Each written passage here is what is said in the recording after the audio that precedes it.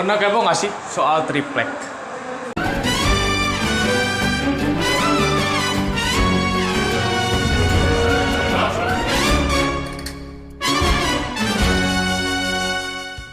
Triplek atau plywood merupakan jenis kayu olahan yang direkatkan bersama dengan arah serat yang bersirangan. Walaupun konsepnya sudah lama ada, Immanuel Nobel merupakan salah satu orang yang memperkenalkan metode industri untuk memproduksi plywood di pertengahan abad ke-19. Namun penggunaannya menjadi lebih umum dengan paten yang diberikan kepada John K. Mayo pada tahun 1865 di Amerika Serikat untuk lapisan kayu dan juga perkembangan teknologi untuk perekatnya. Plywood atau triplek memiliki banyak sekali keuntungan. Hal ini disebabkan karena proses pembuatannya. Simak videonya. Like all forest products, the plywood making process begins in the forest. Loggers look for trees that are straight with a minimum diameter of 14 inches. To determine the diameter of a tree, a forester measures the tree at about 4.5 feet off the ground. This is referred to as diameter at breast height, or DBH. Loggers are in charge of operating very big equipment to harvest trees and load them on the trucks. Truckers are important in this process because they transport the logs to the mills where they are converted into plywood. At a plywood mill, the logs are debarked and cut down to the right size. Any bark, chips, and cores removed from the logs that are not used at this mill will be shipped somewhere else to be used for fuel, mulch, fence posts, or even animal bedding. We do not waste anything when making these goods from the woods. Once cut down to the correct size, these logs are spun super fast against sharp knives to peel them to a thin ribbon of wood off the whole log.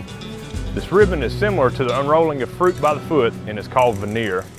The veneer is then cut into identical sized sheets and dried to remove the moisture from the tree.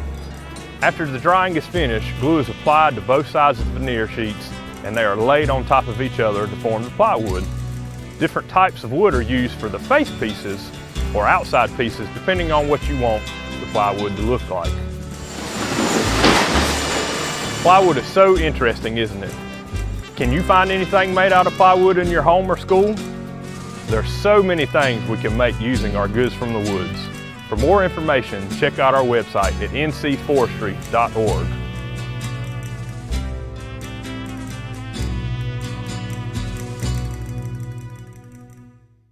Izin menambahkan, saya sebagai editor, jadi proses pembuatan plywood tidak bisa dilakukan melalui mandiri. Kenapa? Karena dalam prosesnya dibutuhkan alat khusus. Nah, jadi prosesnya dilakukan melalui otonomis atau semi-otonomis, di mana manusia dapat ikut campur dalam pembuatannya. Nah, untuk APD-nya ada apron, kacamata pelindung, masker, sarung tangan, dan topi keras. Sekian dari saya, kembali ke Adam. Karena proses pembuatannya tersebut, plywood jadi memiliki keunggulan, yaitu 1. Kuat, stabil, ringan, fleksibel, hemat biaya, dan tentunya tahan lama. Plywood memiliki banyak kegunaan, baik dalam konstruksi bangunan, furnitur, transportasi, kemasan, kerajinan tangan, dan dunia industri. Baik teman-teman, saya Ahlendra Novitski Adam pamit undur diri. Mohon maaf bila banyak kata-kata yang kurang berkenan ataupun yang lainnya. Wassalamualaikum warahmatullahi wabarakatuh.